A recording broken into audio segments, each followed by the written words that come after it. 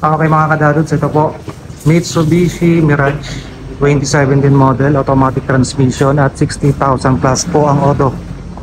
Yan. So ito ang problema ng unit na to. Concern ng aming kliyente, mausok, sobrang usok niyan. So kasi change oil lang nito nung nakaraan, siguro 2 to 3 weeks ago.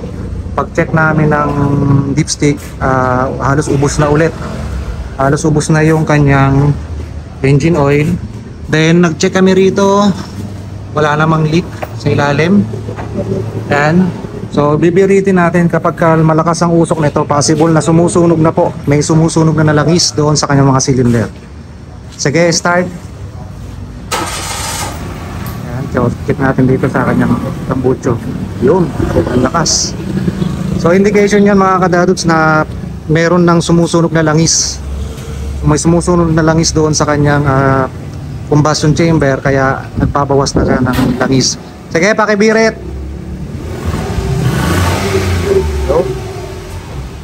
So yan mga kadadods, ito ang hatol ko na rito, due na to for overhaul. So papalitan natin dyan yung kanyang mga piston ring, valve seal, connecting rod bearing, main bearing, cylinder head gasket, valve cover gasket. So lahat na isasabay na po natin yan. So yun mga kadadods, maging aware na lang tayo sa ating change oil interval dahil para maiwasan natin yung ganito. Kasi bata pa, 60,000 pa lang ang auto nito, mauuwi na kagad sa overhaul. So admitted naman or aminado naman ng aming kliyente na medyo napabayaan din dahil nakatambak na lang daw to. Pinalashing namin nung nakaraan dahil sobrang sticky na, may mga sludge na yung kanyang engine. So yun mga kadadods, update ko po kayo rito.